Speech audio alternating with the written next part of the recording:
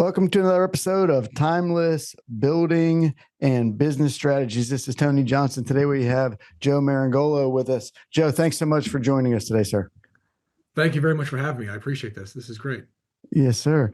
So what you are is primarily an owner's rep, a construction management firm. Could you tell us how you got involved in construction management and how long you've been doing it?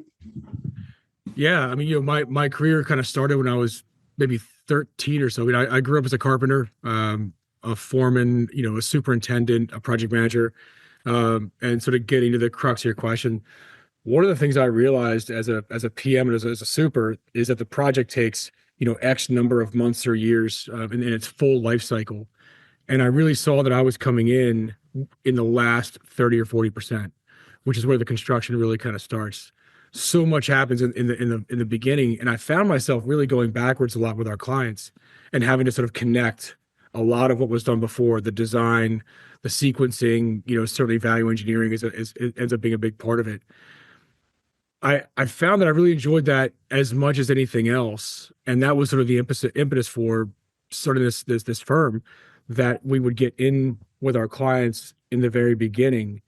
And really what's been fun is I really identified that need to connect the first 50 to 60% of the project to the construction.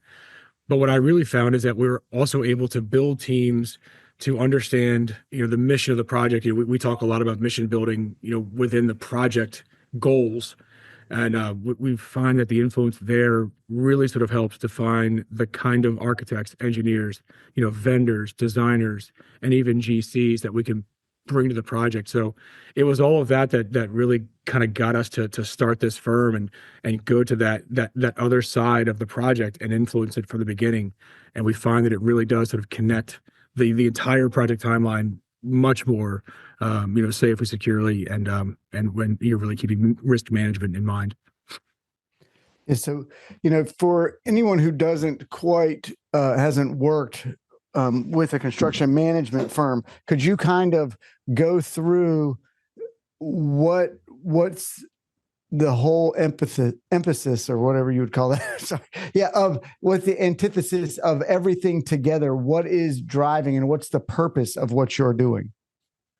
Yeah, I mean, I think really my role has been something that has increased quite a bit, and my competitors and people like this role has really sort of taken a hold, and I think it has a lot to do with the fact that owners and clients are just less inclined to run the projects themselves. And they need to understand how to build, how to pick an architect, how to understand what the engineer's role is, how to choose a GC, and how to do it in a way that they feel safe with their selections, knowing they're going to get what they want for within the agreements set forth. My role right off the bat is to understand what the goals of the project is. Is the goal ROI? Is the goal a change of life? A drastic, redo on an interior space? Is it a move and a higher investment in what somebody wants to build or utilize? Understanding that is something that I think was missing a lot on the owner's side of the table. And that's where my 35 years, my business partner has 30 years experience. My senior project director has 25 years experience, and we all kind of have very different experiences within the industry. And so bringing that to a client's side of the table so that they can understand very clearly what the project is going to be, what are the real expectations. We're not starting construction tomorrow as everybody wants to do. We're going to put together a proper team and a proper process. And I think that's something that has been, it's almost hard to calculate that value because we're saving time, we're controlling budgets, and we're really sort of making sure we understand and set the expectations for quality and scope as well. Right. And so breaking down what you're saying there a little bit, Joe, is, what Joe is coming in and doing is dealing with whether it's an educated owner or an uneducated owner having a project wanting to get done. There are multiple owners that we deal with that have large companies, do tons of projects.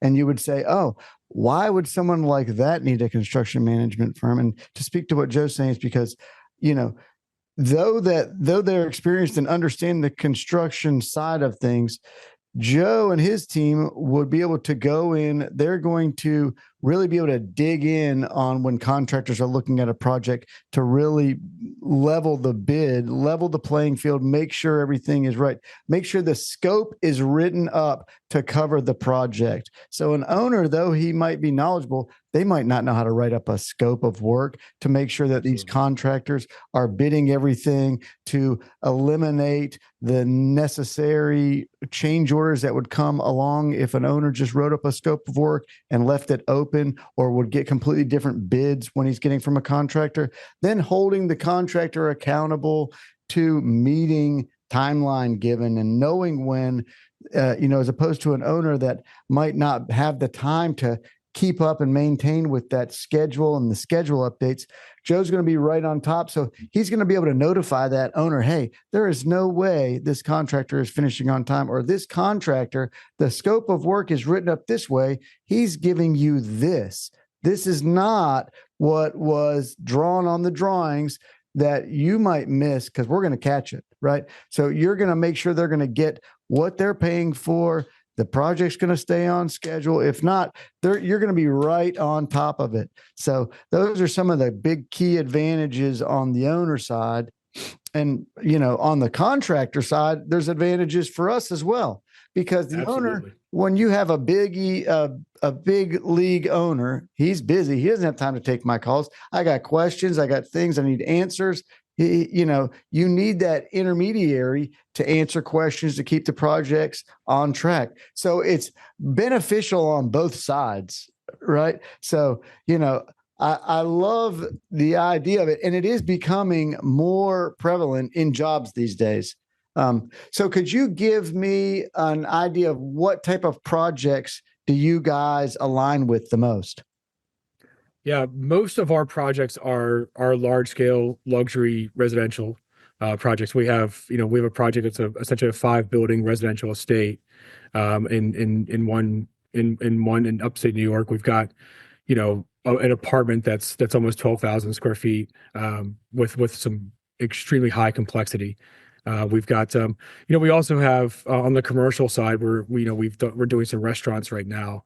We have buildings that are going through either capital improvement, or actual severe structural issues that they bring us in to make sure and manage and mitigate that risk as fast as possible. Bring in the right people, understand timelines, still utilize a proposal process so we know we're spending our money wisely, but we're also bringing in experts. I think the fun thing that you mentioned there is that because I come from the GC side, we actually do get referred by GCs to clients for the exact reason you mentioned. I know exactly what a GC needs. We know they need to be funded.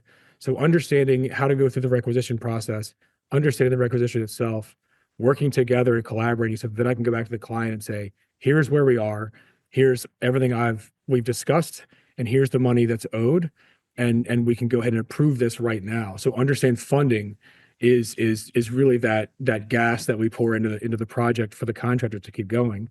To your other point, understanding timelines and getting questions answered, getting selections, completing the design process in time.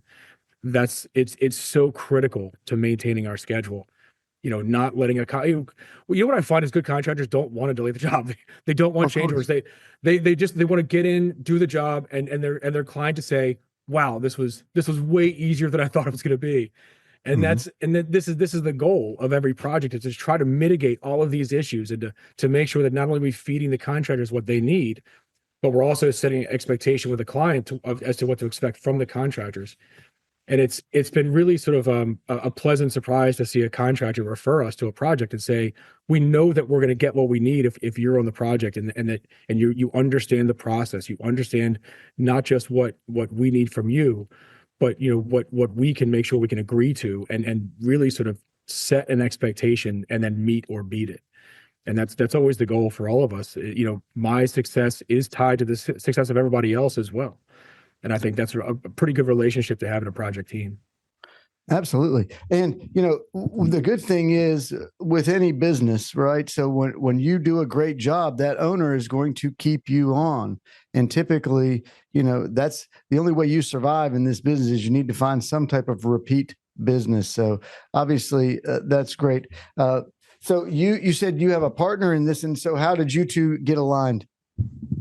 We worked on a couple of projects when I first started this firm, and he was part of a GC, and we did some residential projects together, and just hit it off, and thought to ourselves, we have really aligned interests, aligned ethics, aligned values, and really an aligned vision, and so we joined forces, and he came on with clients of his own as well, and the two of us just have. I mean, the last 5 to 6 years in particular have been massive growth years for us. We've hired PMs, we've taken on more and more projects, and we have this thing we say our clients are our sales force, because what we do, Absolutely. we can't really be out there. There's not really a good direct sell to some of these clients, and so our projects are all referral based, and so every project we do is somewhat precious to us. Oh, And absolutely. and we know we've got to make sure a client can look back at us and say, I could not have done this without you. And that's a really important part of how we start the project, knowing how we want to end the project. That's fantastic. Now, we like to talk a lot about not only building but business strategy. So saying when we talk about this partner, and so do you guys run on EOS, or do you use any type of operating system that you run on? How is your business structured? Yeah, it's funny, project to project, we've got our own, so we use Microsoft OneDrive as our repository. We do, use Autodesk within our project management side. Okay. But the funny thing is that, our GCs generally have their own project management software. And this is where sort of all the experience that we have comes into it, because I'm quite experienced in co-construct and Procore, certainly Autodesk and Building Connected and things like that. So we end up having our sort of hands in every system. But for us in our organization, our repository is all through OneDrive, which gives us a lot of flexibility in applications and in all the different things that we can do. And I'm sure everyone here kind of knows that it's either OneDrive or it's Gmail or something like that for repositories. But Yeah. Autodesk is where we house drawings and process and things like that, where we capture communication, and we try to do as much as we can to integrate it with our project partners as well. But we do know we have to kind of toggle that a little bit so that we also get into our GC system. We can help approve submittals and see RFIs and go through that process with them as well. So we do sort of wear a good bit of technology around our office here.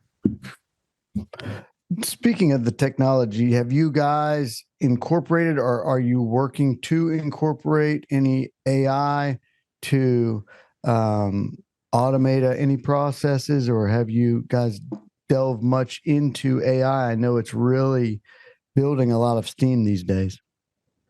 I know I shouldn't say it out loud, but my first foray into AI was ChatGPT, helping my emails sound a bit less like a 12-year-old and more professional.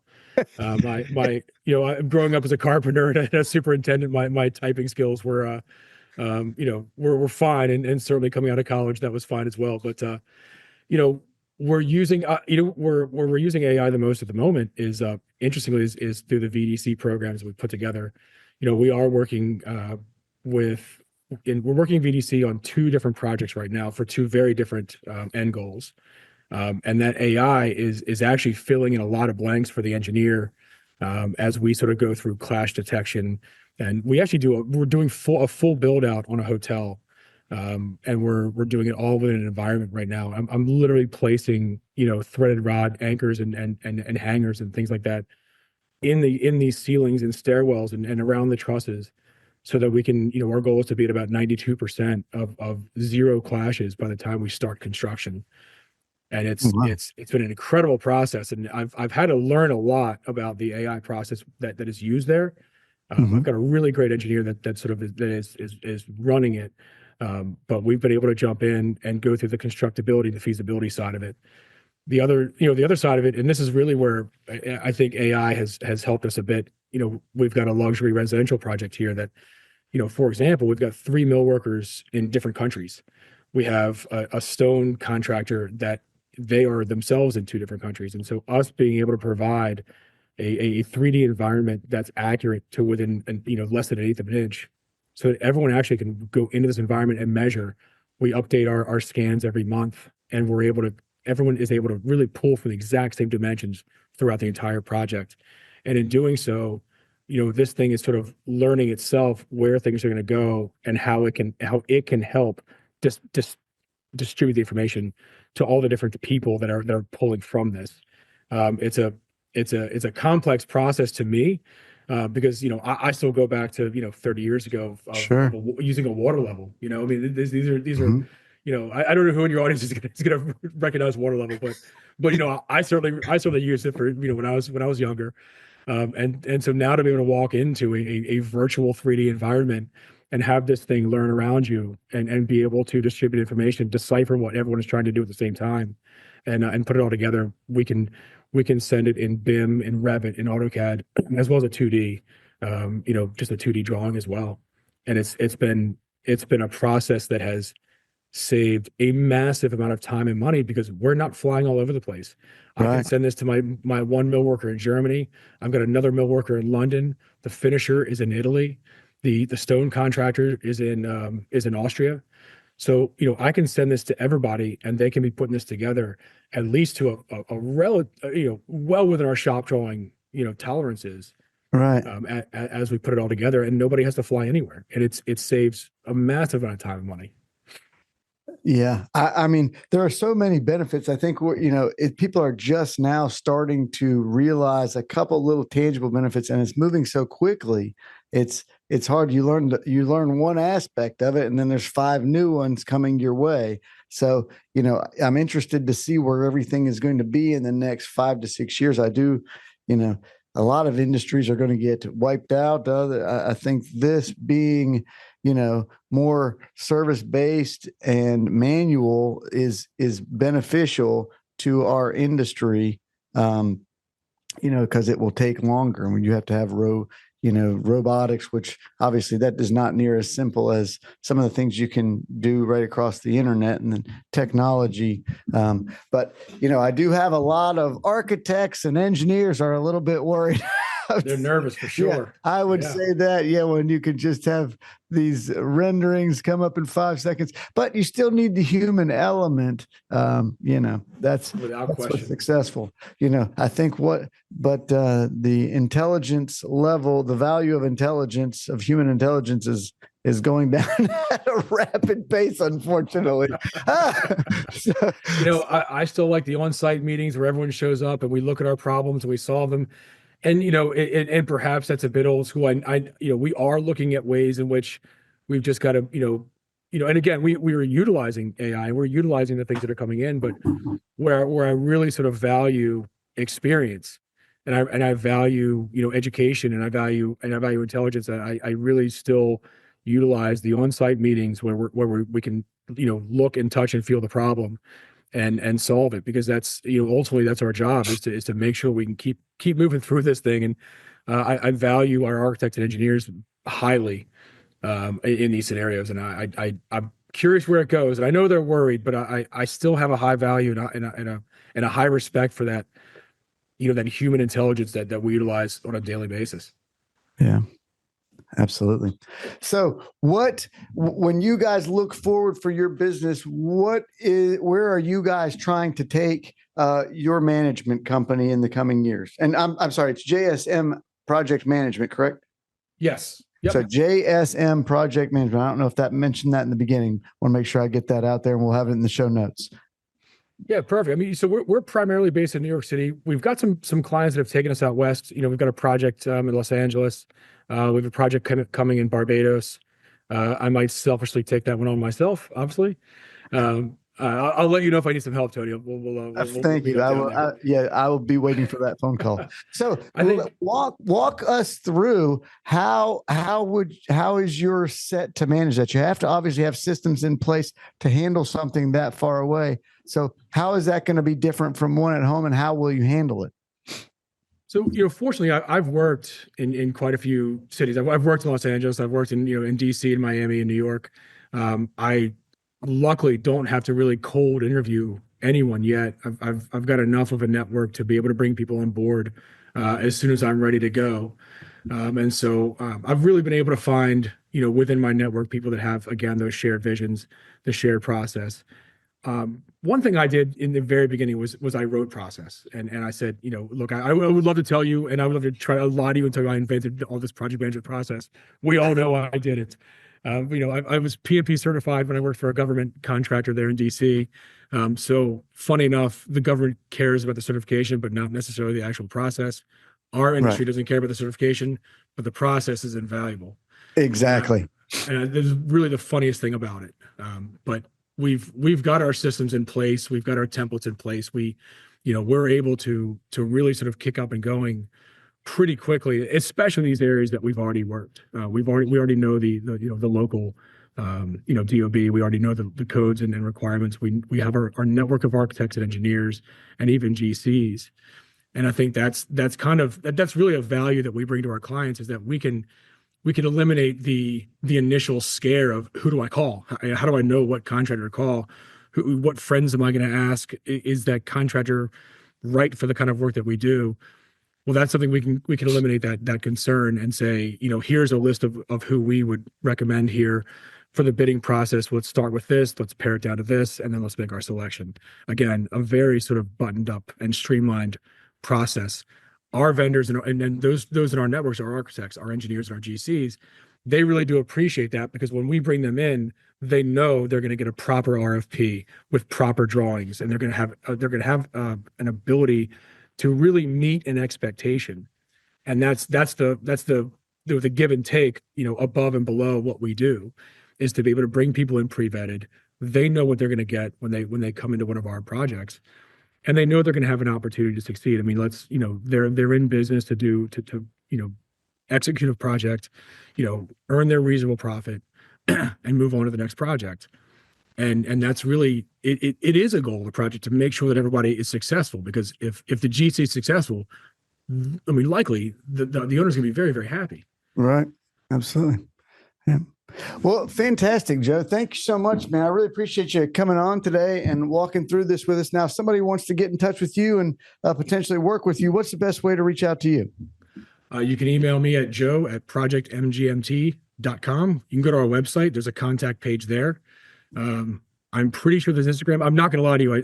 We have something that does Instagram, because that's something I have not figured out yet. You don't have to tell me. I'm the same way. But yes, sir. So we will make sure we have all that in the show notes. It's at JSM Project MGMT is their Instagram handle, if you guys want to check them out. Hey, Joe, thanks so much for jumping on today. We've really enjoyed the chat, sir. Thank you very much for having me on, and I appreciate what you're doing to highlight the businesses like mine as well. So I really appreciate what you're doing. Thanks so much, sir. Have a great afternoon. You too. Thank you.